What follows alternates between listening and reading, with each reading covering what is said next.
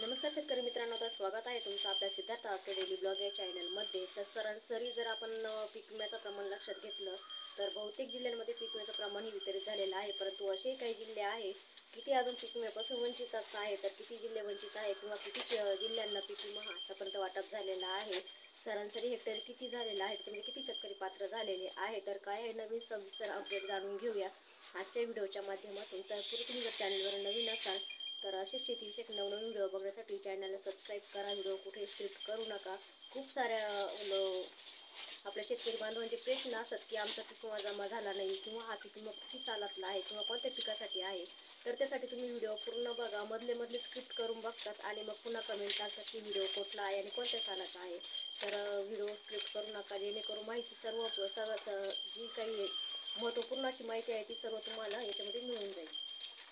तर शेतकरी मित्रांनो, कोणते जिल्हे प्रतीक्षेत आहे किंवा कोणते शेतकरी प्रतीक्षेत आहे, त्याचबरोबर कोणत्या जिल्ह्यांना वाटप झालेली आहे त्याबद्दल सविस्तर माहिती आज आपण बघणार आहोत। तर जिल्ह्यांची वाटपा सविस्तर जी माहिती आहे तर ती माहिती पीक विमा कंपनीने थकवले 831 कोटी। नांदेड वाशिममध्ये सर्वाधिक रक्कम ही वाटप करण्यासाठी बाकीच आहे आणि हिंगोली संभाजीनगर आणखी प्रतीक्षेत आहे। तर हिंगोली आणि संभाजीनगर हे दोन जे जिल्हे आहे तालुके आहे, तर या तालुक्यांना अद्यापही पीक विम्याचं वाटप हे झालेलं नाही।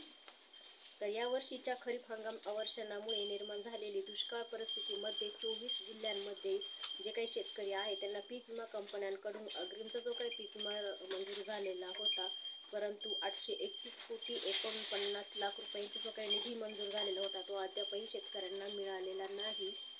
छत्रपती संभाजीनगर आणि अमरावती जिल्हे जे आहे हे जिल्हे वगळता अन्य जिल्ह्यांमधील अग्रिमचं जे काही वाटप आहे ते देखील लांबलेलं आहे। नांदेड जिल्ह्यातील तब्बल 285 कोटी 74 लाख रुपये, तर वाशिम जिल्ह्यात 105 कोटी 79 लाख रुपयांची जी काही रक्कम आहे ती सुद्धा अद्यापही रखडलेलीच आहे। तर हिंगोली जिल्ह्यात छत्रपती संभाजीनगर जिल्ह्यातील दावेच मंजूर न झाल्यामुळे पीक विमा मिळालेला नाही, म्हणजे हे दोन जे जिल्हे आहे तर या दोन जिल्ह्यातील दावेच अद्यापही मंजूर केलेले नाही। पीक विमा कंपनीने त्यांना प्राप्त झालेला शेतकरी विमा हप्ता व शासनाकडून झालेला विमा हप्ता हा देखील जमा केलेला नाही। तर 2023 मधील दुष्काळाबाबतचा पहिला जो जिल्हा आहे तो म्हणजे नाशिक।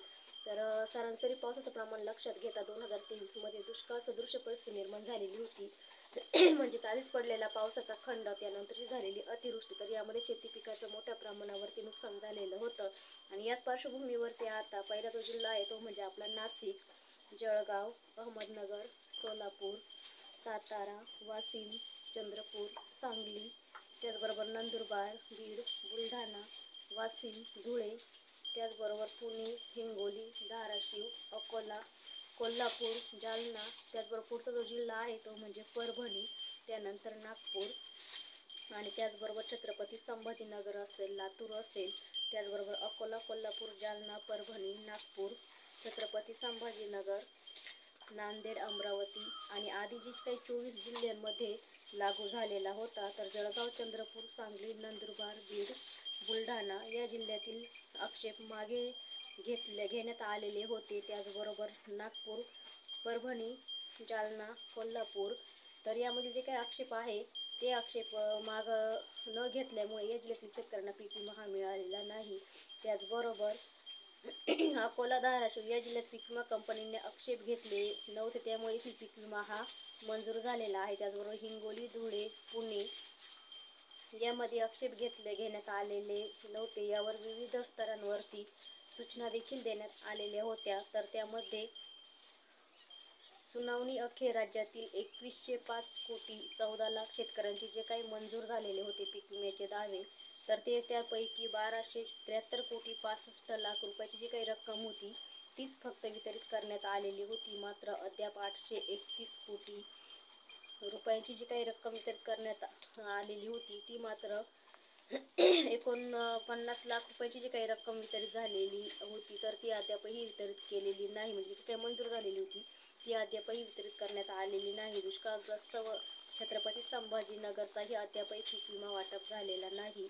तर या जिल्ह्यांसाठी एकही दावा मंजूर करण्यात आलेला नाही। पीक विमा कंपनीच्या माध्यमातून शेतकऱ्यांनी दावे केलेले होते तर त्यातला एकही दावा हा मंजूर करण्यात आलेला नाही।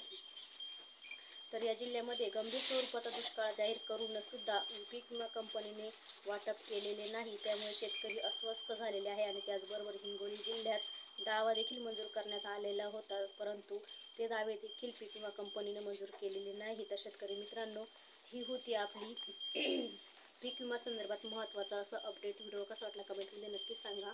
आवडला तर लाईक करा, नवीन असेल तर चॅनलला सबस्क्राईब करा. पुन्हा भेटू अशाच एका नवीन माहितीसोबत. तोपर्यंत सर्वांना धन्यवाद.